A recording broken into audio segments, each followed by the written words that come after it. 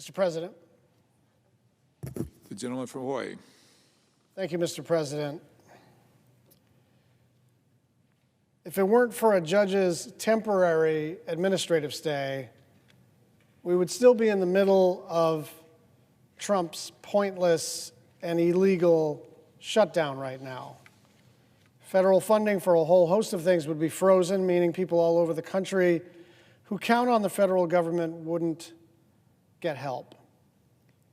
And all of us, all 100 of us, got calls from back home saying, what the heck is going on? VA home loans are being shut down. The Medicaid portal is being shut down. The Head Start portal is being shut down. Construction projects are being shut down, all because the Trump administration believes that they don't have to follow the appropriations law. Now, lots of us disagree about the size and the scope of the government. Lots of people vote no on the appropriations law. Fine. But once it's the law, the legislative branch sends it to the President of the United States. The President either signs it or vetoes it. In this case, President Biden signed the appropriations law. There is no provision in the statute, and there is no provision in the Constitution that permits a president to pick and choose the spending that he prefers. That just doesn't exist in the law, and the Article I branch has one most foundational power in terms of the three branches of government being separate and co-equal. Co-equal is kind of a funny way to say it, but it's important to think of these three branches as in constant struggle against each other for power. And our power is the power of the purse. Our power is the power to enact appropriations bills to determine the level of federal spending on various programs. But what the Trump White House did today was announce by fiat, we're not going to fund disaster relief. We're not going to fund public housing. We're not going to fund rural health care or foster care or opioid treatment or highway and rail projects or wildfire containment or cancer research or clean energy initiatives. All of it gone in an instant, and in this case, only for an instant, because Donald Trump woke up yesterday and decided he no longer wanted to fund some of the most basic things that the federal government supports. And again, this really isn't about arguing about the merits of each individual program, although I don't know who's against allowing highway repairs to continue. I don't know who's against allowing Medicaid-funded nursing homes to continue. I don't know who's against allowing someone who's been waiting for their VA home loan to be able to close on that loan. But it's really not about that. It's about a more basic question, which is, are we a nation of laws? Are we going to allow ourselves to turn into a monarchy? And I want to hearken back to something I mentioned earlier today.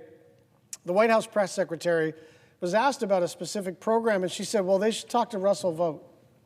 Russell Vought is the nominee to be the OMB director, the Office of Management and Budget. There's a couple of things wrong with this. First of all, it's not his call whether or not to spend the money. The Congress already decided that. And second of all, even more creepy than that, this guy hasn't been confirmed. He's not a government employee. He's not in charge of anything. And we're supposed to petition this person to beg him to follow the law. And so this is the beginning of a long battle over a couple of most basic questions. First, are we going to allow this administration to just cause pain all across the country? Every state, every county, school lunches, VA loans, construction projects, you name it. Are we going to allow this president to just do this because he feels like it? And the second question is not about the projects themselves or the programs themselves or even the people that they help. It's about who are we as a Congress, and where we swear an oath to uphold the Constitution and laws of the United States, Is that just the thing we do before they give us the pen that says and the pin that says United States Senator? You know, you stand right there and you swear yourself in, and they give you a little pen and it says United States Senator. And you look at it and you go, I'm a United States Senator. But the important part wasn't when they gave you your election certificate. It wasn't when they handed you your pen. It wasn't when they give you this pin here that says United States Senate. It's when you swear that oath to uphold the Constitution and laws of the United States of America. And the Constitution and the laws of the United States of America make it very, very clear. We are not a constitutional monarchy. We are a democracy. And what the court did today is important because it stopped a lot of pain all the way across the country.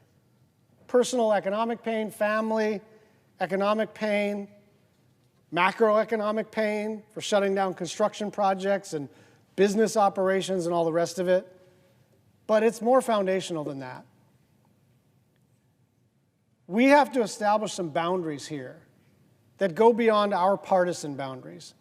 We have to establish that enough is enough, that you might have your view about the size and the scope of the federal government. You might have your view about the previous president or the previous election campaign. But the law is the law here. And we're not going to allow any president, any administration, any time to disobey the law in this flagrant of a fashion. One final thought. There will be a Democratic president at some point.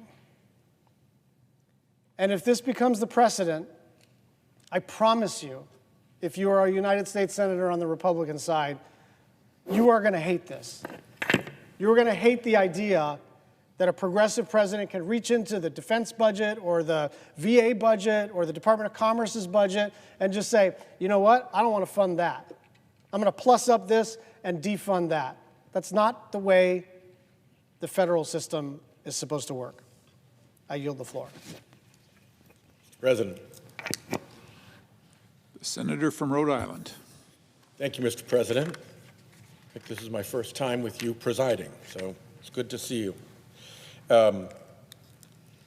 This power grab, this attempted power grab that took place today in flagrant disregard for our separation of powers, has a home, not in the Constitution, in Project 2025.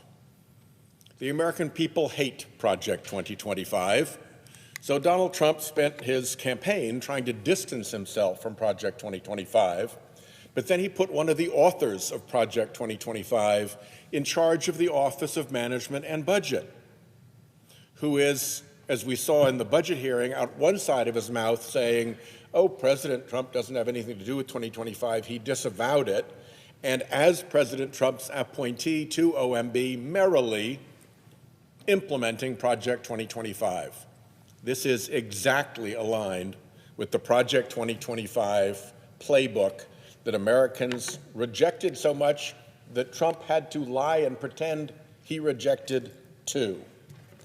In addition to being unconstitutional, that's not just an allegation any longer. A court today here in the District of Columbia found it to be unconstitutional and has ordered a stop to this pause. And that is a relief, because for people in my state, today was a scary day. Medicaid was stopped. The portal to the Medicaid system that the state reaches into, was closed. Medicaid, people say, what is Medicaid? Medicaid is how a great many American seniors pay for their nursing homes. If you're shutting down Medicaid for your jollies, what you're doing is threatening the security of elderly folks living in nursing homes for whom Medicaid pays the bill. We have in Rhode Island and in other states gone through very significant addiction crises. addiction recovery is very often paid for through Medicaid. So when you shut down Medicaid and close the portal, you are threatening people who are fighting bravely their way through their addiction, trying to get well and better.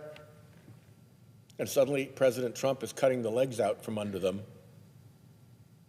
by closing the Medicaid portal and threatening Medicaid. 300,000 Rhode Islanders get supported by the Medicaid system. So this sent a lot of fear through a lot of people. I know there are people in the Trump administration who enjoy that. They get their kicks out of creating fear and having people, cruelty is their pastime. But this is getting a little carried away. Firefighters and police officers. I spoke this morning to the major county sheriff's association, and they immediately raised the concern, what about my HIDA grant? For those of you who've been in law enforcement, you know what a HIDA grant is. For firefighters, it's the AFG grant, the Assistance to Firefighter grants, through which they buy safety equipment, breathing apparatus, new fire engines and vehicles. So all of that, panic stop, because this rash and unconstitutional decision was made. Kids in school often are supported by federal programs. Head Start is a particularly good one. We had a very well-loved mayor of our capital city, Providence, Rhode Island, who started in Head Start and became the mayor of our capital city. Head Start is a wonderful program. Why would you want to threaten all of those children? Sojourner House is a domestic violence support entity and shelter in Rhode Island that supports women when they come out of an abusive relationship and need a place to find immediate safety and try to put their lives together. It is supported by federal grants that President Trump tried to shut down today. It is astonishing. $33 million in small business loans out in Rhode Island with a big question mark by them because of today's bad behavior. So, it's the community health centers. People had doctor's appointments. People were going in for minor procedures and treatments. And suddenly there's a cloud over the ability to fund the community health centers. This is just wild, extreme, dangerous stuff. And let my lawyer roll for a minute. Talk about unconstitutional. The Constitution provides a method for the president to veto legislation he doesn't like. That veto method does not include not being the president, coming in a whole new administration, having missed completely the opportunity to do a proper veto, or for Congress to override, and doing this unilateral thing, which is not only forbidden by the separation of powers in the veto rule, but also by law Congress passed regarding so-called impoundments. So it's flagrantly illegal. And I'll close by saying it's also a threat of corruption. Every time you look at the Trump administration, you got to lift up the hood and look for where the corruption threat is. We're going to see corruption like you've never seen before out of this administration. And the corruption threat here is that you close all these things down, and then you pick the ones you like for the people who are your big donors, for the companies who gave you big bucks, for the special interests who put you in office, for the political allies who serve you, and you let them have their money freed up while everybody else is frozen. Think that's imaginary? It's exactly what the Trump administration did with the tariffs in his last term of office. You could go into a secret little line, and if you knew the right people, you could get a waiver. There is an absolute avenue to corruption in this. Thank God the courts shut it down. This was a bad moment. It is not over. And I hope that my Republican colleagues will rise to the occasion, because this is a basic attack on our Constitution, and it's a basic attack on the legislative branch of government. And with that, I yield the floor. The Democratic First, leader. I thank my friend from Rhode Island, laser-like focused on corruption, whether it's the Supreme Court, the executive branch, or anywhere else in the government. He's done a great job. So, Mr. President, I just finished doing a little TV taping to the people of New York to tell them how evil how horrible this plan that Trump has put into effect will be. The plan will shut off billions of dollars, maybe trillions of dollars. For what? For things average working families need. They'll be less safe because police will be cut, fire will be cut. Their kids will be less educated because schools will be cut. And in places where there's a school tax, like Long Island and Westchester, you could have your taxes go up. They'll be less safe because food inspectors who keep our food safe could be cut. It will go across the board. Housing will become more expensive. We desperately need housing. Everything. This is going to affect everything. The radius will expand and expand and expand of what Donald Trump can do. And make no mistake about it. Project 2025, which proposed slashing everything, all cut, all to give one thing, tax breaks to the very wealthy people. This is Project 2025 by another name. It's the same stuff. They couldn't call it Project 2025 because when the public found out about that, they were outraged. Well, make no mistake about this, President Trump, when the public finds out about this, they will be outraged. And I got on the TV tonight and asked my constituents, particularly those in Republican House and Senate districts, to call their congressman and senator and tell President Trump to drop this evil plan which will hurt them so badly. The fact that Mr. Vogt will be head of OMB, which is the agency which is in charge of all of this spending, is frightening. It's like putting the fox in the chicken house, and all the chickens, which are the American average taxpayers, are going to be susceptible to the sharp fangs of Mr. Vogt. And by the way, speaking of chickens, here's another little reason. There's so many. Right now, the price of eggs is through the roof. $5, $6 a dozen. It was $2 a year ago. It was $4 in November. Why? Because there's something called bird flu that's killing off millions of chickens. When you have fewer chickens, you have fewer eggs, fewer hens, fewer eggs. And fewer eggs mean prices go up. But there's a program. We actually, when we were still in charge in November, put $300 million into the budget to help our farmers deal with bird flu, with avian flu. It helps them get the PPE they need. It helps them isolate the diseased chickens because you need to build different types of facilities. It helps them learn what to do. That could be cut.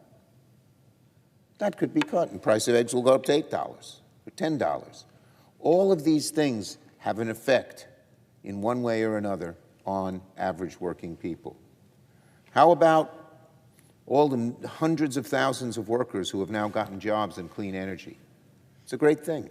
For the first time, good paying jobs with a future for so many people could be gone out the window if this plan goes into effect. Now, I know that a court has stayed this till Monday. America, don't be fooled. Trump and his henchmen Vogt will keep at it and keep at it and keep at it till Project 2025 is implemented, even though they don't call it Project 2025. They'll go to a different court, maybe in a very conservative red district. They'll do whatever they can to continue to squeeze the middle class, cut the things that the middle class needs, and then cut the taxes on the wealthiest people in America. Any organization, I've heard hospitals are worried and not providing the care that they need. Head Start is going to close. What do the parents do? People the agencies that deal with mental illness, they depend on government funding. So much is at stake. And in my state, we're getting thousands of calls. How's this going to affect us?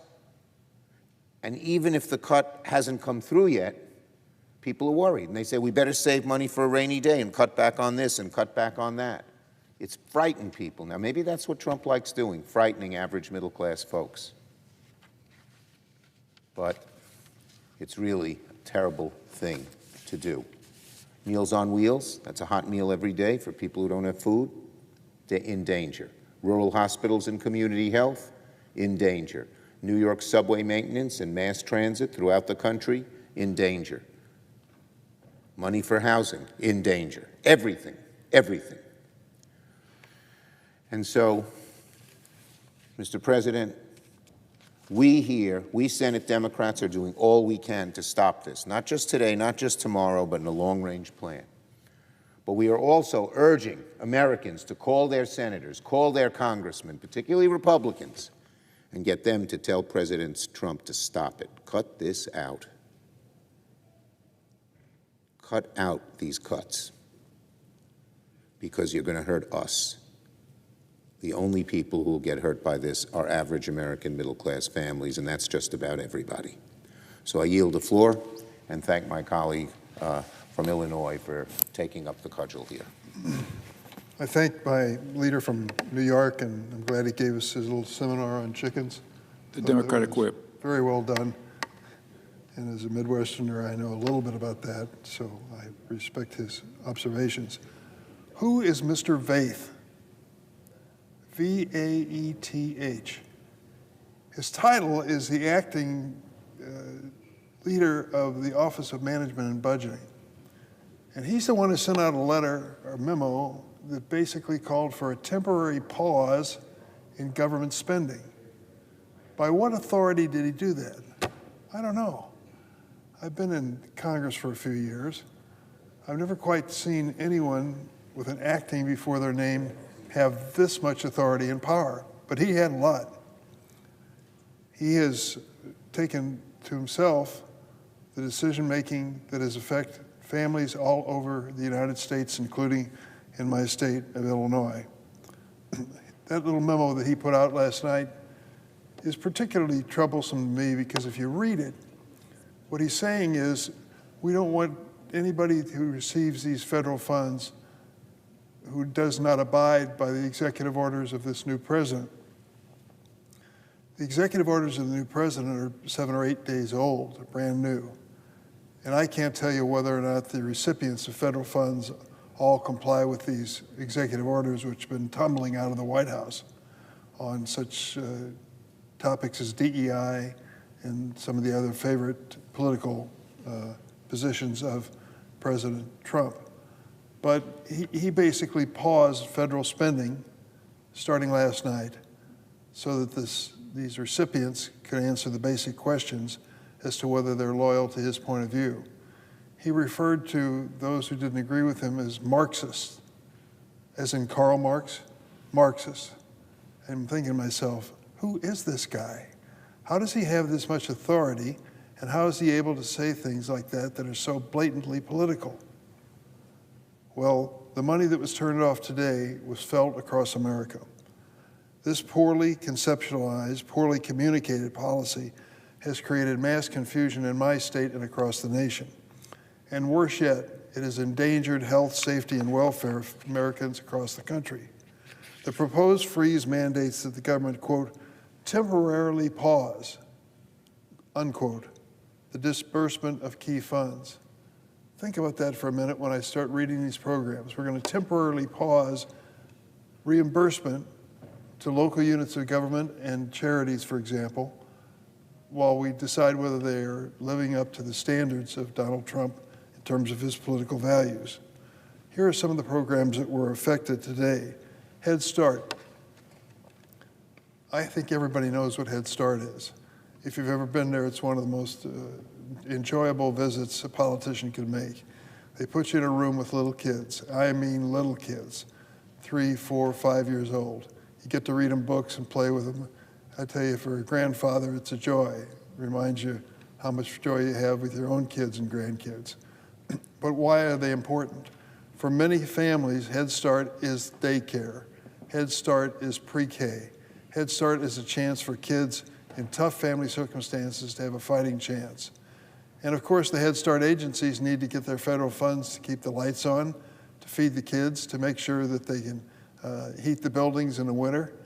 And today, Mr. Vaeth, whoever the world he is, has decided that we're not going to give them money, close the portal, close the opportunity for them to receive federal funds. What is he thinking? If these kids can't come to these Head Start facilities, they not only miss the opportunity for education and socialization and a warm place to be, but they're missing an opportunity that makes a difference in their lives. The other one is violence against women. The groups are calling us in Illinois. They call me because the Senate Judiciary Committee, which I serve on, authored this bill years ago. A senator from Delaware at the time, Joe Biden, introduced this legislation. And what it boils down to is if you are a victim of domestic violence, there are grants available to provide safe and secure places for you to stay rather than be put in these horrible, violent situations at home. So what are we going to do with Mr. Vaith's idea to put this on temporary pause? Are we going to have a temporary pause on violence in homes? I wish we could. But to think that he makes that kind of decision is beyond me. Where does he get the authority to do this? And doesn't he have any conscience when it comes to the impact of these decisions? Natural disaster relief speaks for itself. You think of those poor folks in California trying to recover from their own wildfires. You think of the flooding and the hurricanes and all the other events that take place. There are people who need a helping hand. Mr. Vaith decides to put that on temporary pause. Veterans benefits speaks for itself. Men and women who served our country earn these benefits by risking their lives for America. And to put those benefits on temporary pause is a disgrace. Loans to small businesses. So many aspects of business rely on just a helping hand to get started. And if you think that loans to businesses are just for little businesses, keep in mind that in 2009, Elon Musk came to the Obama administration and asked for a loan so that his Tesla car company wouldn't go into bankruptcy. But there are a lot of smaller businesses just as desperate to get a helping hand. In Illinois, the impact of this thoughtless policy is already being felt. Another area that is near and dear to me is medical research. The National Institutes of Health, with an annual budget of around $38 to $40 billion, is the premier medical research agency in the world. In the world. The things that they're working on, new drugs, new surgical techniques, new treatments, will save lives. We know it. It's happened over and over again.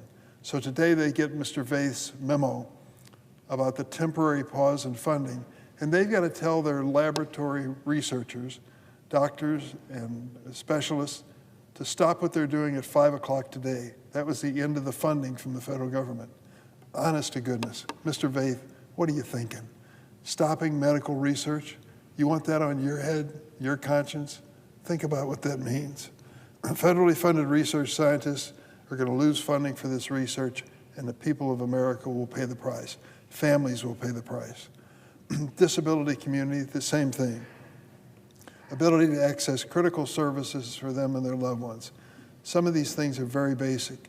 Paying a personal attendant who will help a disabled person get dressed in the morning so they can spend a productive day at work. If they're not there, the disabled person doesn't have that opportunity. That's a real life issue for a lot of families with disabilities. The Illinois Coalition Against Sexual Assault in Springfield contacted us today and said because of this announcement from OMB and from the Trump administration, they don't know if they'll be able to help survivors without VOCA funding. These are just a few of the many examples that emerged in the chaos of the past 24 hours. If your goal is to make America great again, why would you start by cutting these basic services for families and deserving people across this country? For goodness sakes, we're better than that. I'm proud of a nation that cares for people who need a helping hand.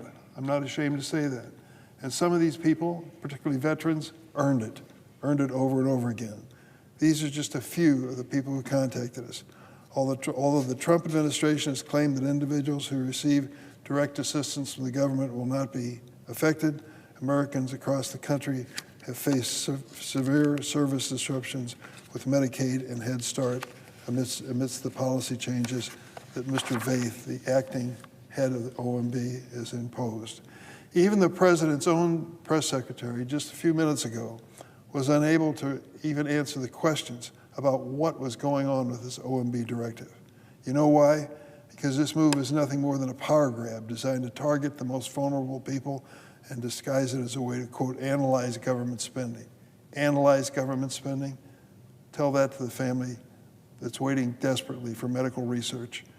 Tell them that we had to just suspend that for a little while so we could do a little analysis. I want to be clear. The president is blatantly violating the law by holding up these vital funds across America. The federal funds this administration is refusing to distribute have been collected by taxpayers and appropriated by Congress, and the money belongs to the American people. It's the law.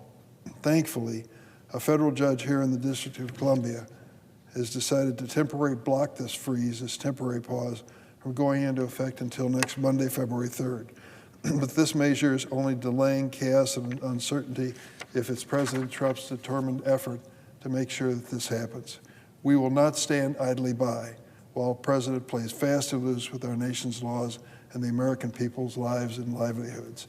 We can have fiscal responsibility, we can have a budget we're proud of, but this kind of action, taken by a fellow last night somewhere in the bowels of a building here in Washington, is hurting people all across America. You can't help American families be great if you don't give them a fighting chance. We've got to stop this, stop it soon. I yield the floor.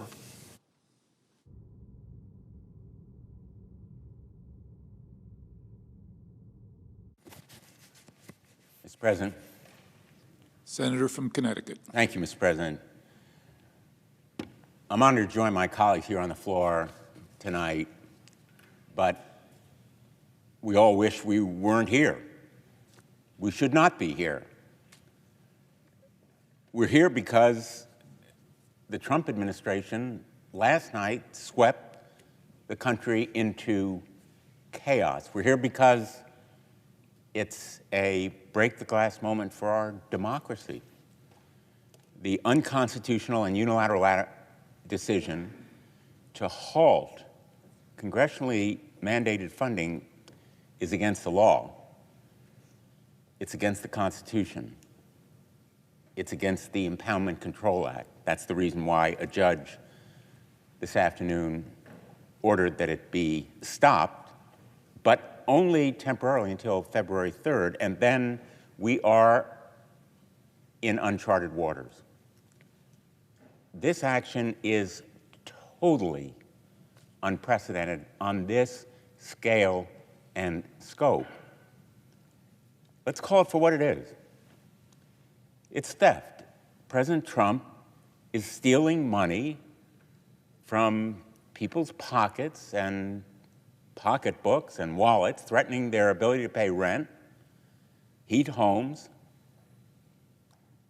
It is imperiling programs around my state and the country that provide shelter for homeless, suicide prevention for veterans, health care for people who are uninsured.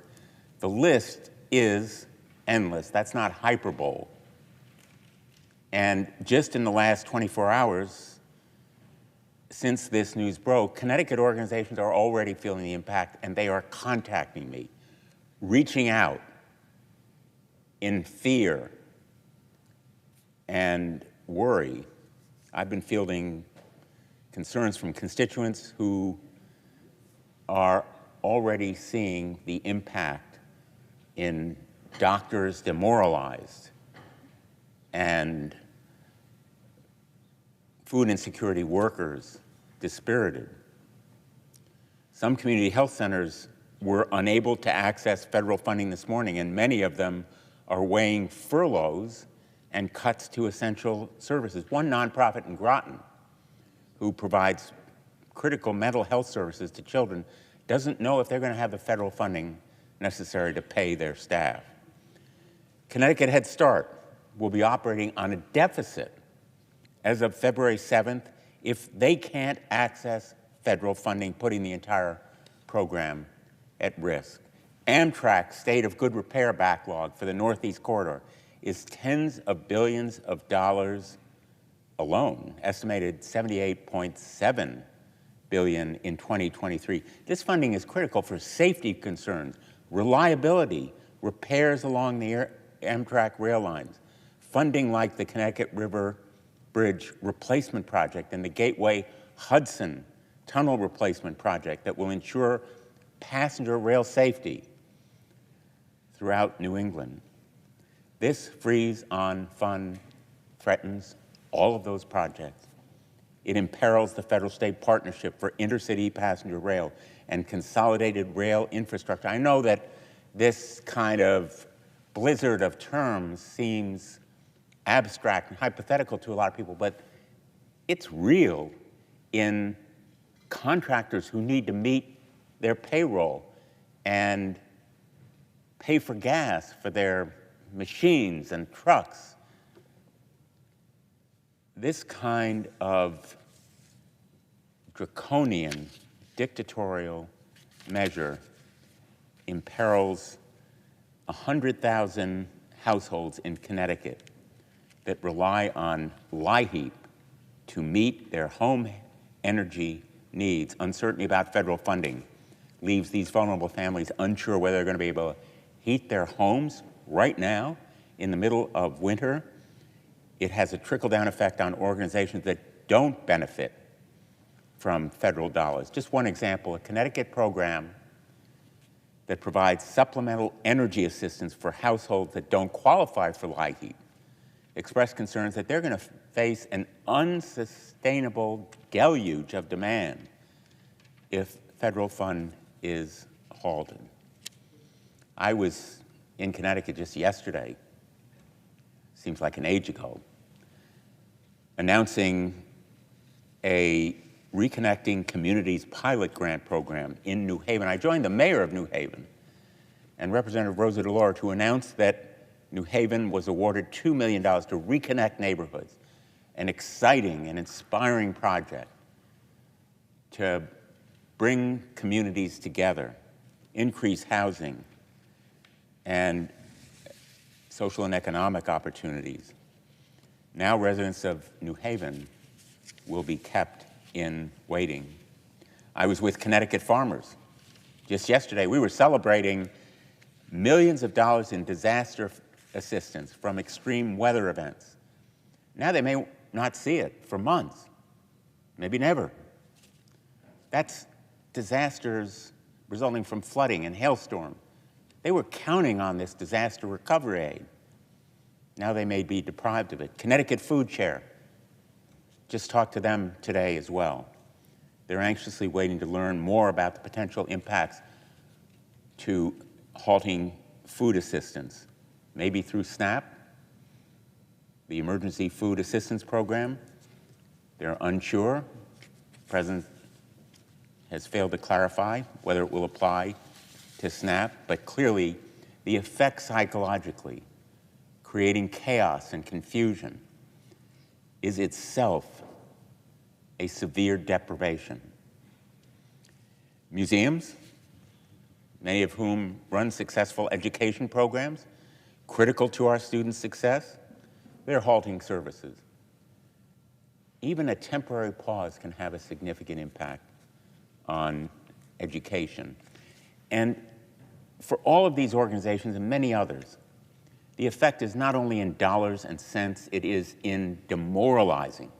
People who are dedicating their lives to public service, they're working in federally supported community health centers, making less money, working longer hours, doing residencies as young doctors. And what's the expression of appreciation? It is telling them we're stopping, we're halting, we're ending the funding. It is profoundly disrespectful to those programs that often operate as a safety net, whether it's for health care or hunger or education. It is profoundly destructive to the fabric of our society in the greatest nation in the history on earth. So it is theft. It's not a victimless crime. It is illegal. It won't be punishable in a court.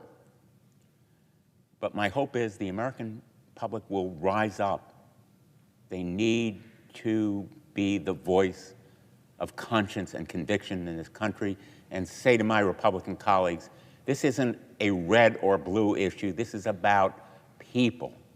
It is about everyday Americans who will be severely harmed, and their children who will bear,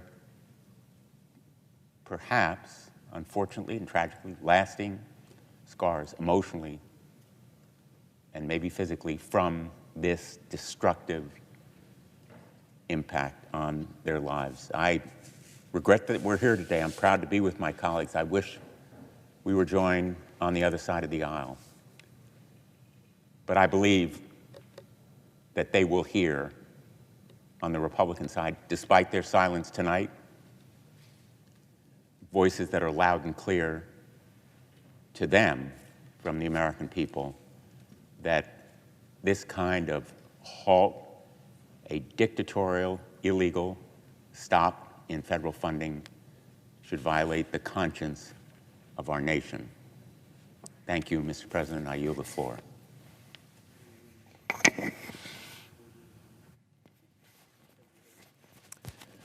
Mr. President.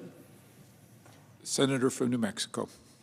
Mr. President, our economy, our hospitals, your mother's nursing home, your son's school lunch, your niece's after-school program, our police and fire departments, our newborns, our elders, our veterans, pretty much everyone in my home state of New Mexico. President Trump threw them all into chaos with an unconstitutional and patently illegal power grab in an overnight maneuver that would make a dictator envious. President Trump unlawfully and unilaterally froze all federal grant funding. He shut down the housing portal that nonprofits and tribes in my home state used to access mortgage financing. He literally shut down the Medicaid reimbursement portals across the country, although after a day of raising hell over it, I think that Medicaid, at least the Medicaid portal in my state, may well be up and running again, at least for now. And for context, almost a quarter of my state's budget actually moves through that portal. About $8 billion in Medicaid funding every single year in one small state alone. He threw every town and county, tribe and nonprofit, healthcare provider, school and preschool into total disarray. And from our state's roundhouse to the classroom to the emergency room, today was chaos. People want answers. My phone has literally been ringing off the hook from people around the state who want answers, who want certainty.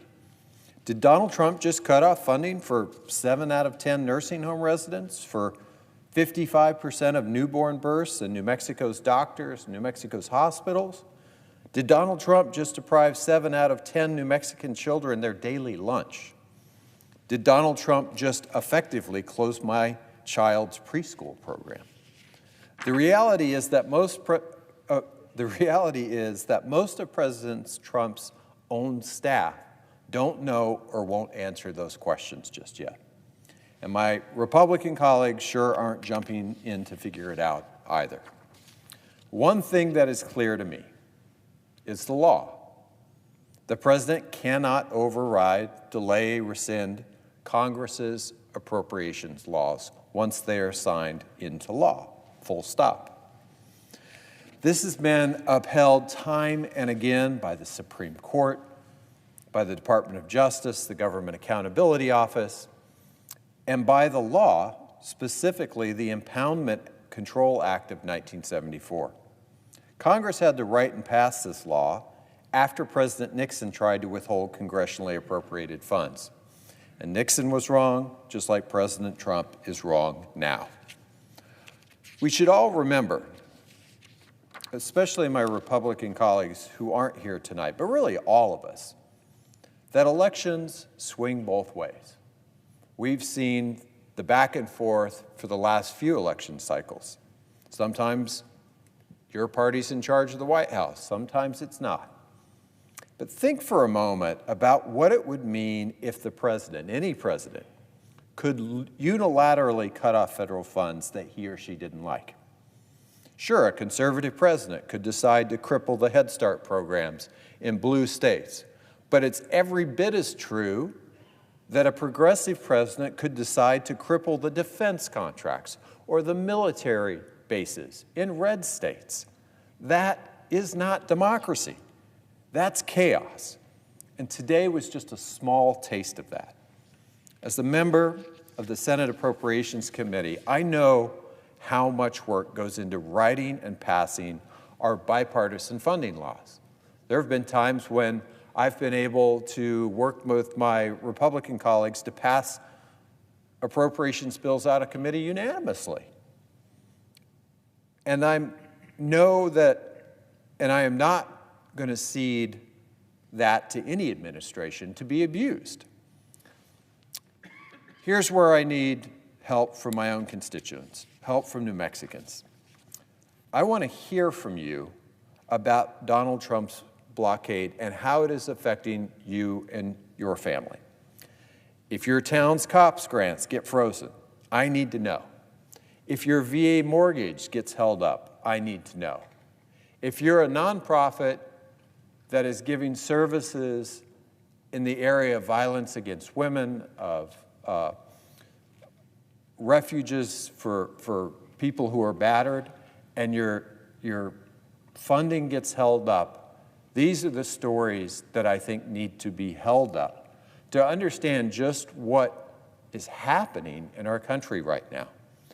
And I hope that all of us, not just Democrats, but Republicans as well, who have a vested interest in being able to create certainty in our own states, certainty for the economy, certainty for the small business community, can come together and say that this is not what democracy looks like. Let's create that certainty. Let's follow the law. Let's make sure that whatever we agree to here in this amazing Capitol, that not only passes both chambers, but gets signed into law by the President of the United States, that we abide by that. Because only if we all agree to color inside the lines and to act like this a democracy will this remain a democracy. And I just want to say to my own constituents how sorry I am that they're going through this right now, because the amount of anguish and uncertainty and, I had heard from a tribal housing program today that said, we won't be able to make payroll in a few days if this is how this is going to be. And you can tell story after story like that of just huge clouds hanging over people who are just trying to do a good job for their communities and provide services and do their jobs. That is not how you grow the economy. So I want to thank all of my colleagues who have come to the floor to talk about this. We're all getting story after story from our states. We need to lift those up, and we need to say that we need to put this chapter behind us for the benefit of the American people.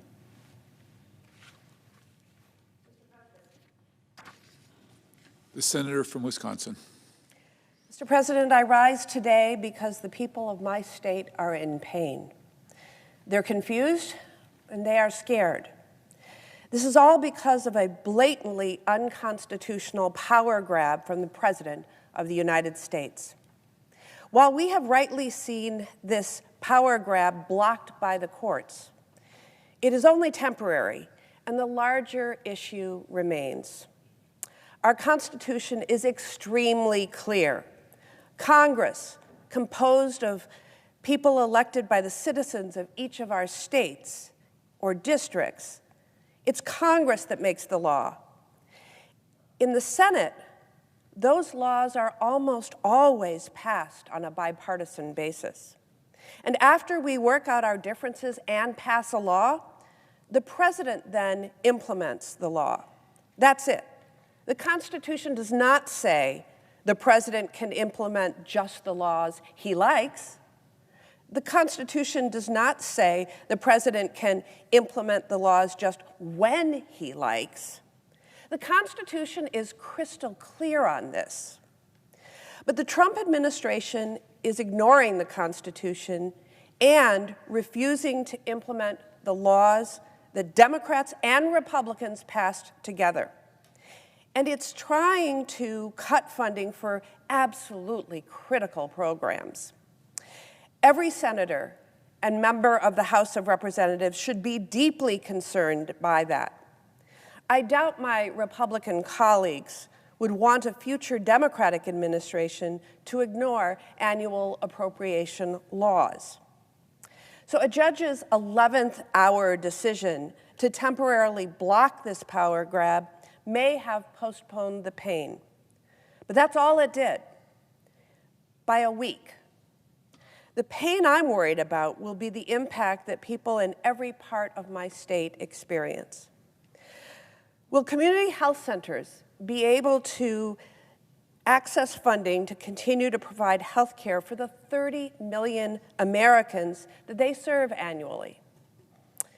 Will Title X be available to continue providing cancer screenings, access to contraception, and other preventative care for women and families? Will individuals with opioid abuse disorders be able to access medication-assisted treatment? Will homeless youth be able to access emergency shelter and transitional housing assistance? Will research into life-saving cures for deadly diseases, including cancer and diabetes and Alzheimer's, be paused? Will patients be able to continue receiving potentially life-saving treatments as part of critical clinical trials? The programs our veterans rely on could be cut. Programs children and families rely on could be cut. Support for our farmers could be cut. The list goes on and on. But my office saw and heard the people behind this list. Like the deputy fire chief who called today wondering if he was going to have to lay off some of his firefighters. Or the mothers and local school district staff that we heard from who called worried that their kids would not be able to get a hot school lunch tomorrow. We heard from a child care facility in western Wisconsin that would be forced to lay off people by Thursday if these cuts went into effect.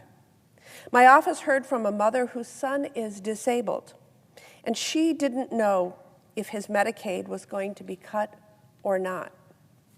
I heard from a substance use treatment provider and a domestic abuse shelter administrator who didn't know if they could help those fighting addiction or escaping unsafe situations.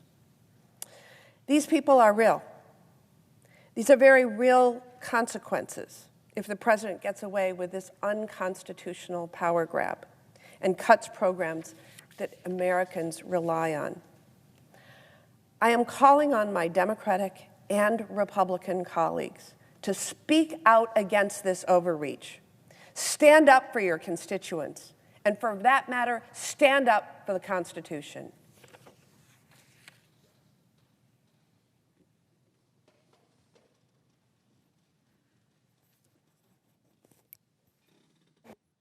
Mr. President. Senator from Virginia. Mr. President, I'm honored to be with my colleagues on the floor to talk about the actions that have become very manifest in Virginia today because of the president's executive orders, particularly the recent order pausing federal funding, grant funding, program funding. And I want to thank my colleagues for being here on the floor to talk about this and share just in the last 24 hours what Virginians are saying and what Virginians are asking and what Virginians are worried about.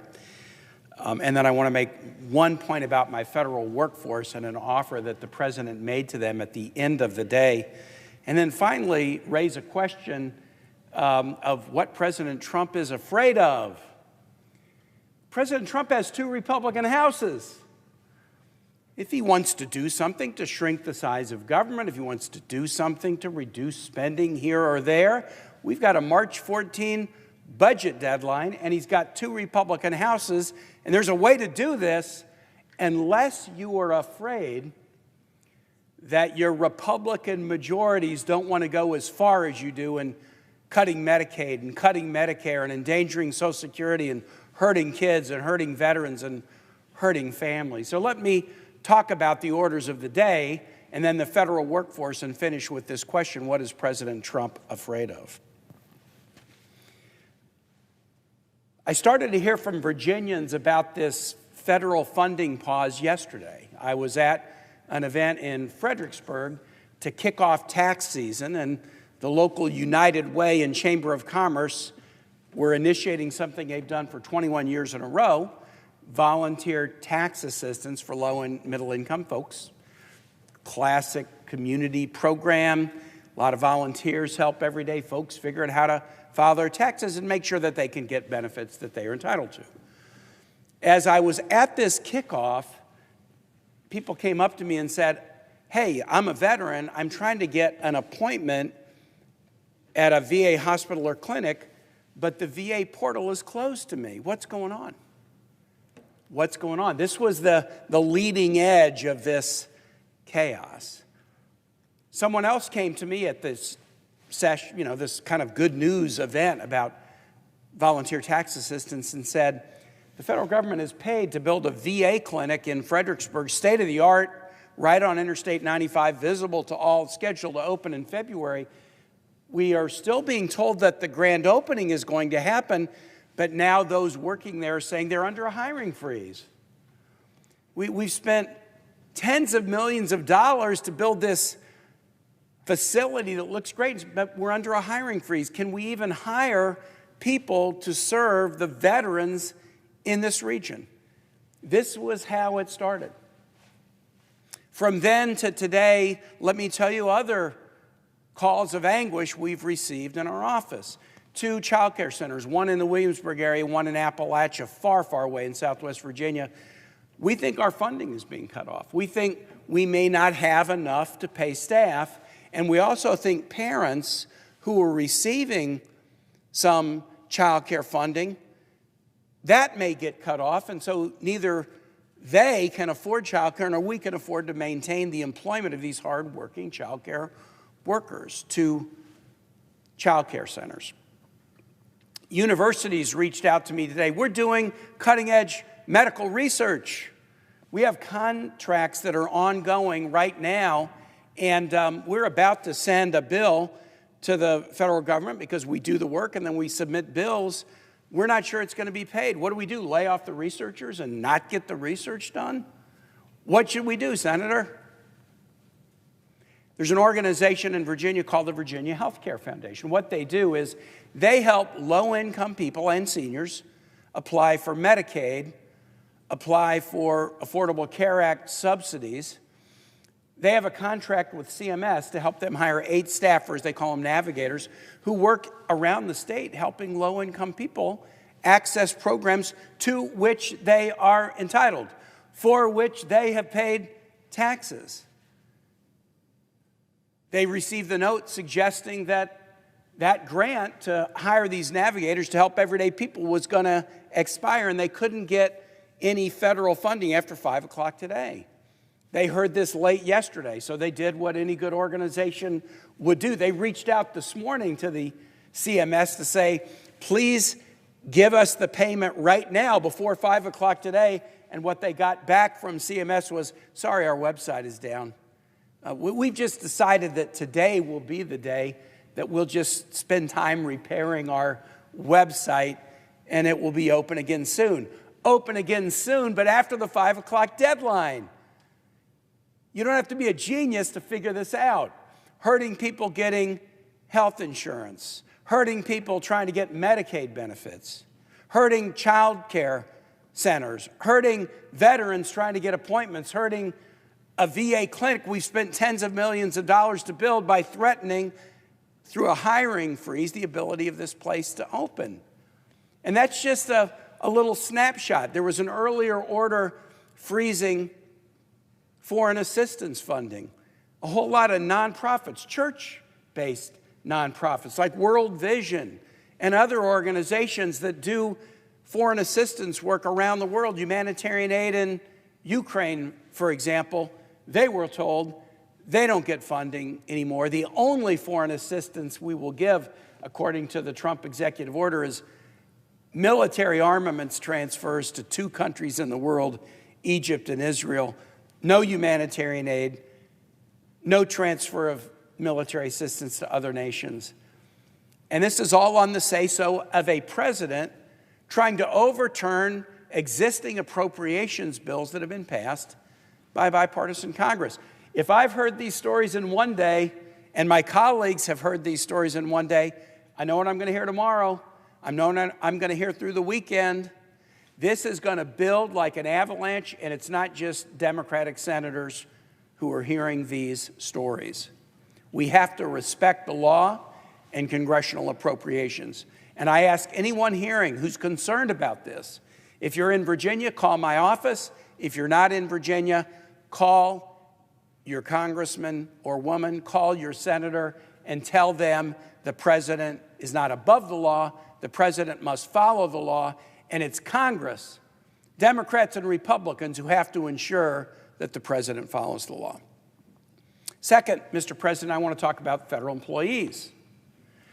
The federal employees received an interesting email at the end of the day today. I happen to have some fellows assigned to me who are not Senate employees, but they are executive branch employees, as most of us have, working in my office.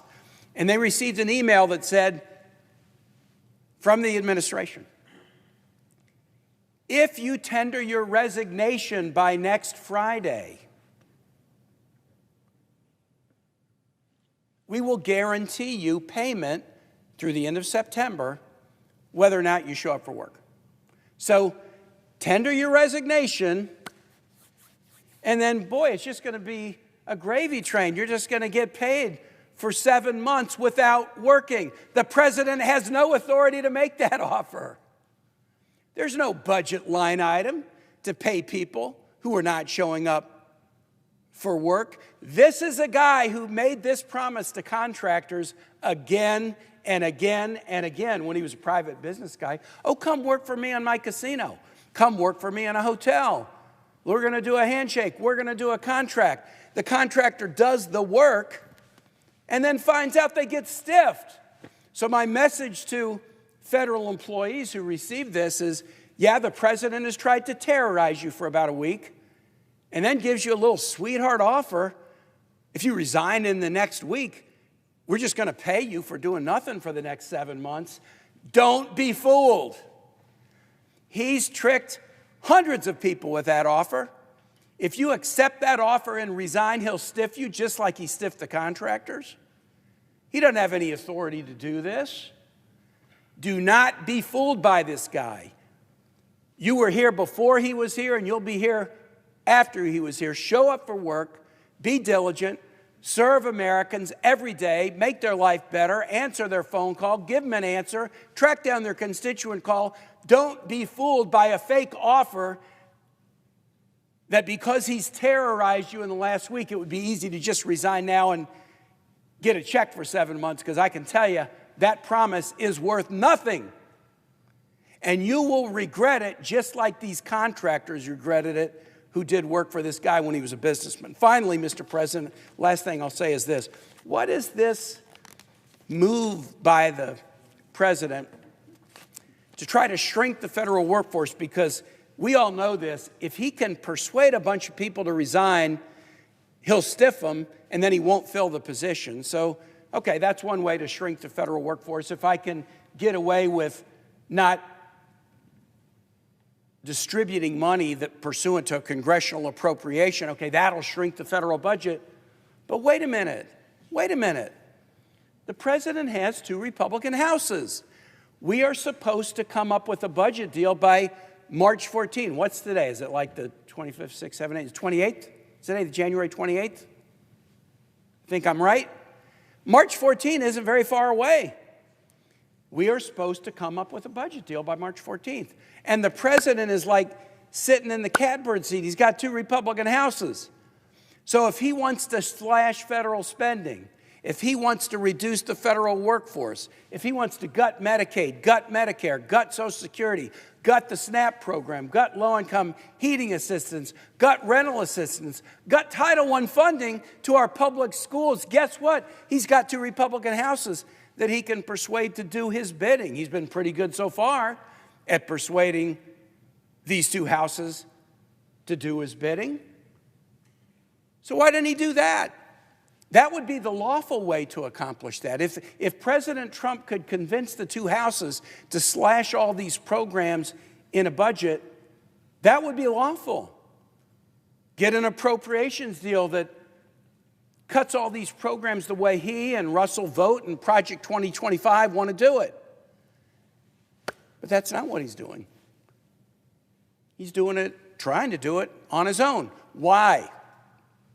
Why would President Trump, who has a clearly legal path ahead of him that he can exercise over the course of the next 6 weeks, it's not very long, to get a budget deal with 2 Republican houses, why would a President Trump with 2 Republican houses in 6 weeks to get a budget deal to do everything he wants, why would he not exercise that route, but instead use an illegal route as an executive to slash funding contrary to clear statute? It's because he doesn't think that elected Republican members of the House of Representatives and the Senate will go along with his radical plans. He doesn't think he can convince my GOP colleagues to take the axe to all these programs and hurt the American people in the way he wants to. Let's make President Trump do this the right way, not the wrong way. Let's put it on the shoulders of President Trump and the 2 Republican majorities. You want to slash all this stuff? Fine. Have that debate on the floor of the Senate, on the floor of the House. When we're doing the budget negotiation between now and March 14, show the American public your homework. Show them who's going to get hurt. Show them that we're going to hurt everyday people at the expense of the big guys that are getting the tax cut in the reconciliation bill later. Let's really have that debate right here in the full view of the American public with these spotlights on and the TV broadcasting it. That's what this president is afraid of, and that's why he's using this illegal strategy to accomplish what he is afraid he can't accomplish in the Article I branch. With that, Mr. President, I yield the floor. Mr. President. The senator from Vermont. Thank you, and I thank my colleagues. You know, President Trump likes to think that chaos is a useful tool. He can create disarray and disruption, and things will end up all right. There's another word that more aptly describes what he did. Cruel. Deeply cruel. You know, on Sunday night in Vermont, it's really a special night. You've got the work of the week behind you. The errands of the weekend are done. If you're fortunate and have a family, have a dinner, you're watching the football game, you're gathering yourself for the week ahead. The week ahead for people is different. It's a mom who has a dentist appointment that she finally got after 8 months on Medicaid. It's a dump truck driver who's looking forward to getting back and seeing his friends at work and getting that construction project in town completed. It's a Medicaid doctor who, as tired as he was from the week before, is excited about the week he faces, or she faces. It's the Meals on Wheels recipients, folks who've had a quiet weekend, who are lonely and are anticipating the delivery of that meal, not only for physical nourishment, but for the emotional comfort that comes with having that contact with the person delivering that meal. These are the everyday things that people do. They live in their life where they do work, they make appointments for their kids, they see them to childcare, they help their neighbors. Out of the blue, with no discussion. An announcement goes out. It's illegal. It's sent out by a person who hasn't even been empowered to act. And it says to that mom who is going to the Medicaid appointment, it's off. It says to that person who is going to get a Meals on Wheels delivery, it's not coming.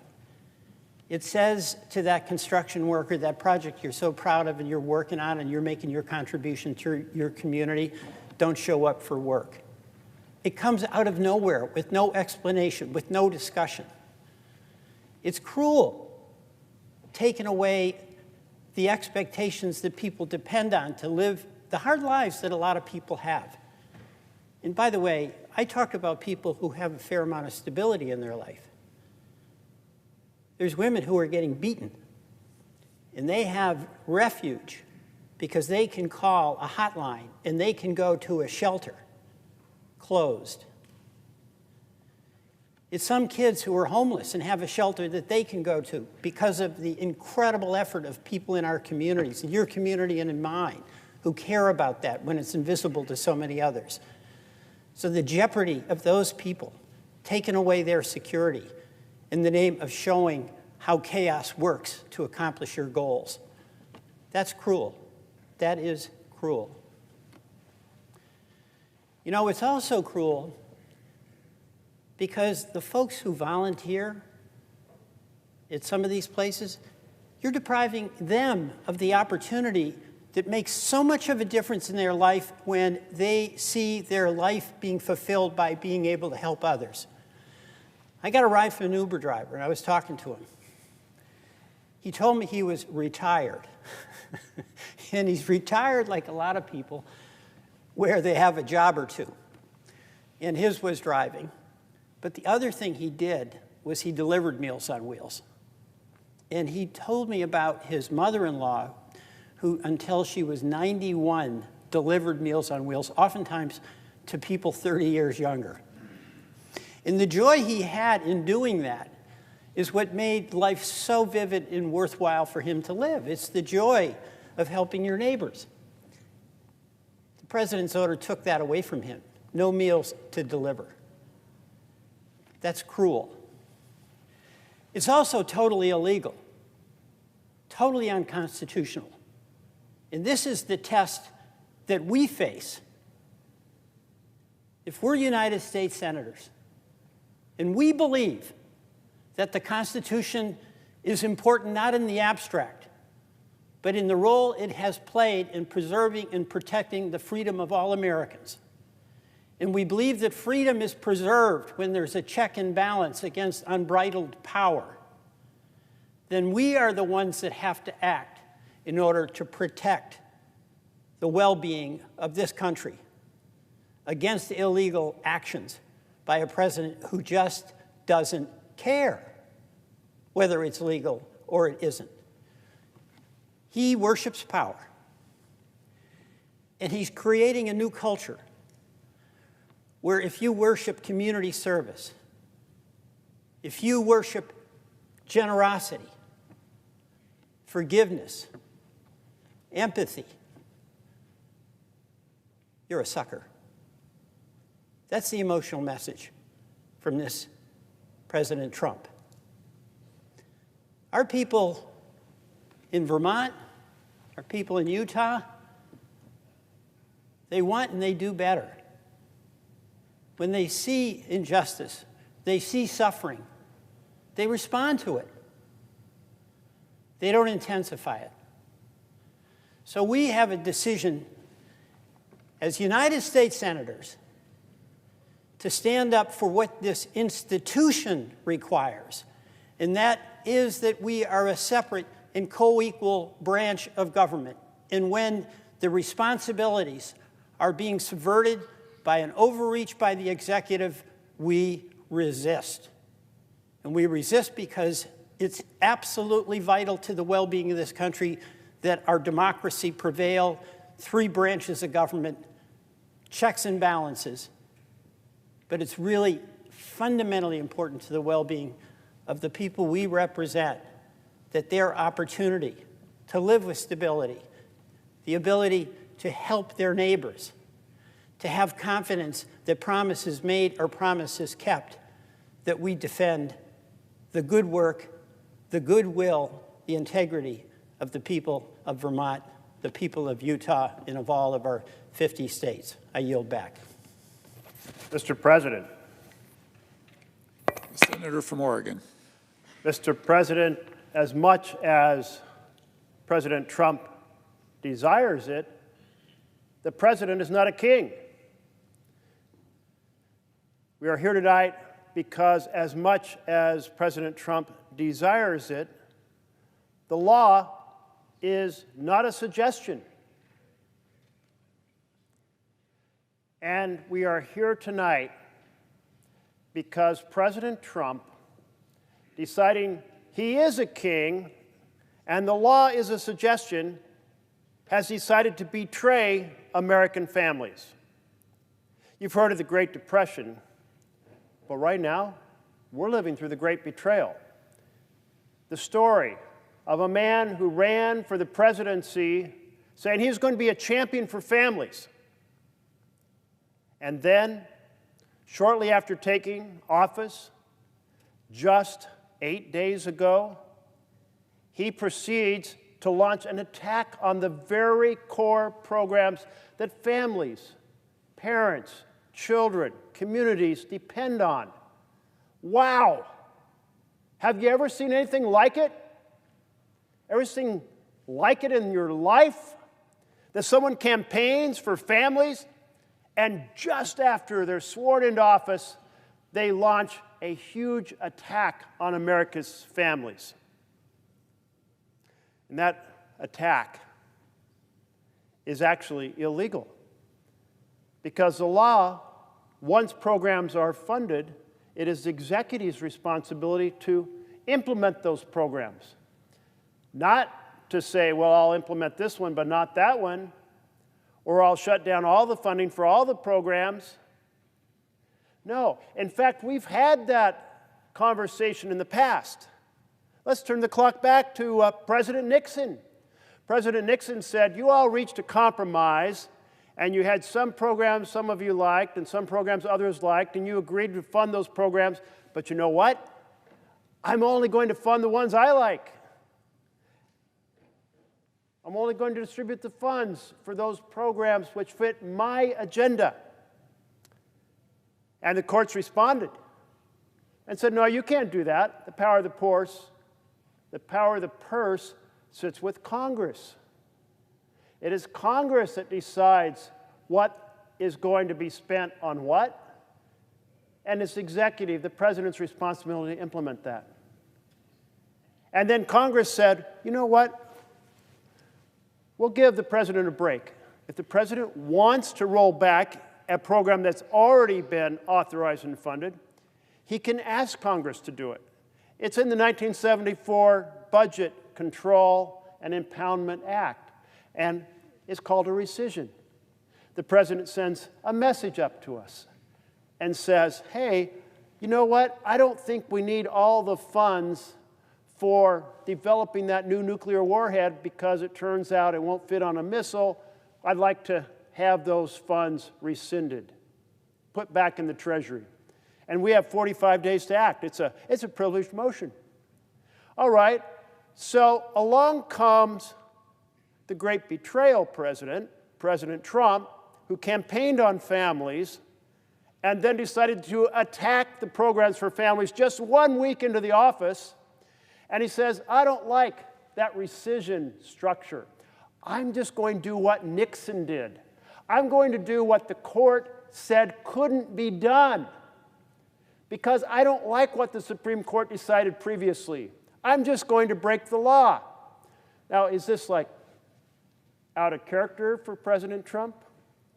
Well, certainly just hours after being sworn into office and taking the oath to the Constitution of the United States of America, he said the 14th Amendment, the one about, birthright citizenship, I'm canceling it. Wow. Now we have two major instances of breaking the Constitution with just 8 days into the office. That's quite the record. And the thing is, real victims across this country. My colleagues have laid it out so well. The fact that that grant to run the women's shelter is locked up. That program to run child care center is canceled. The grant to keep us at the forefront of semiconductor R&D in Corvallis, Oregon is on hold. That medical research is frozen. That contract for vaccination programs so we don't end up with an epidemic that will hurt children can't be written. That employment program for veterans returning from a theater of war ain't happening. No, that's crazy. I mean, all these things affecting our families, and not just our families, our infrastructure. We worked so hard in a bipartisan way to launch the biggest infrastructure program since Eisenhower.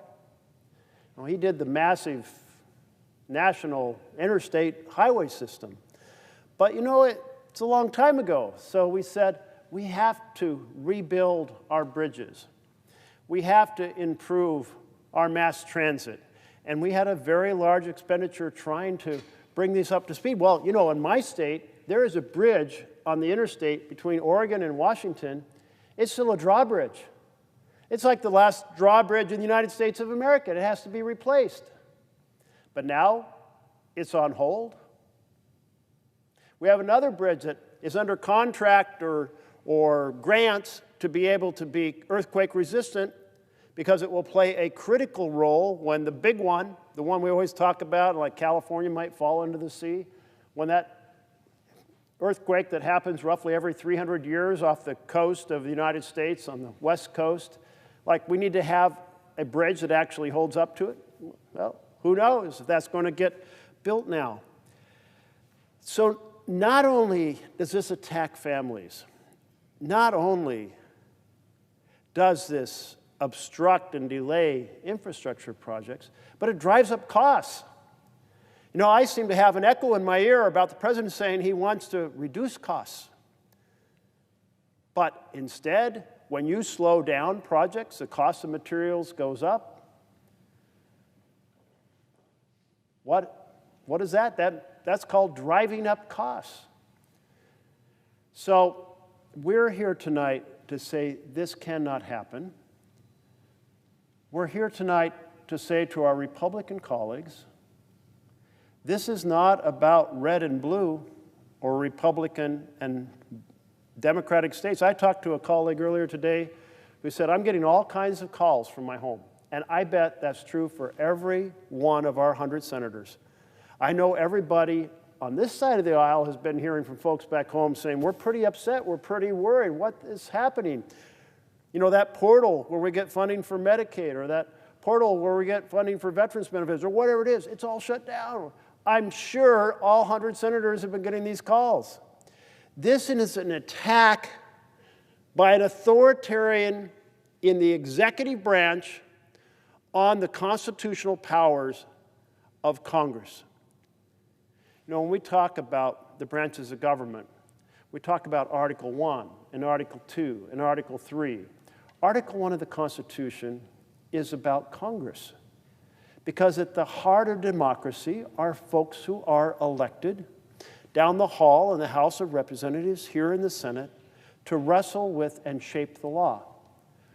Article 2 is the executive who executes those laws. Article 3 are the judges who defend the Constitution. Well, so here we are. Article 2, President, with authoritarian impulses, is attacking all of us here, all 100 senators, all 435 or so members of the House of Representatives, and saying, I want to take the power and decide how things get distributed for things that have already been enacted. Well, so that's why we're here. And I must say, it's even worse. It's even worse than simply this attack on families and this violation of the Constitution. It's part of a vast authoritarian power grab. In just the past few days, the inspector generals for agency after agency have been fired. The inspector generals are the ones who make sure the executive branch is according to the law, behaving according to the law. And they do all kinds of reports that hold people accountable. They do things about this program is working, that program is not working, this is being done in accordance with the law, this isn't. If the inspector generals are not there, there's no one to hold people accountable. That's the point of firing them all. That should put terror in everyone about the lawlessness President Trump intends to go forward with. I know there's all kinds of other things, all kinds of other attacks. For example, all of those lawyers in the Department of Justice who are assigned to environmental crimes, like when companies put huge amounts of asbestos and dump it in the wrong place, or huge amounts of chemicals that contaminate some groundwater and cause all kinds of citizens to have wells that they can't use anymore, or so on and so forth. Every one of them has been tossed. They got the word. They're not there anymore, just within a few days of the start of this administration. So I thank my colleagues who came here tonight to talk about this. The architect of this plan is a man named Russell Vought. Russell Vought did the last budget for Trump in his first time he served. And then he started a nonprofit think tank that worked to develop the basic plans for Project 2025. And then he became the architect of Project 2025, and it has three main parts. The first part, attack and tear down programs for America's families, the ones that help them get on their feet and be able to thrive and move into the middle class. The second part is to borrow $2 to $3 trillion from the federal treasury. And the third part is to do massive tax giveaways to the richest Americans. He's laid all three of them. Check it out, Project 2025. He came and talked to us all about all these programs, these three steps. Savage, the programs for families. Of course, that wasn't exactly the words he used. He just said massive cuts to things like Medicaid, massive cuts to things like child care programs. Everybody should be on their own with no foundation to have any assistance getting on their feet and being able to move forward. Not on health care, not on housing, not on education, not on child care, not on anything. Well, that's the attack on families. That's the great betrayal. Now, he's going to be voted on this Thursday in the Budget Committee. And the Budget Democrats and our Democratic leader have written and said this vote should be delayed. We are in the middle of a constitutional crisis. The architect of that crisis is the man to be voted on Thursday. This is wrong. Let's fix this constitutional crisis and then continue with the conversation about confirmation of the nominee, Russell Vought. Mr. President, let's work together, Democrats and Republicans, to defend the institutions of our democracy. Let's say no to this sweeping authoritarian power grab. Let's defend the Constitution. Thank you, Mr. President. Under the previous order, the Senate stands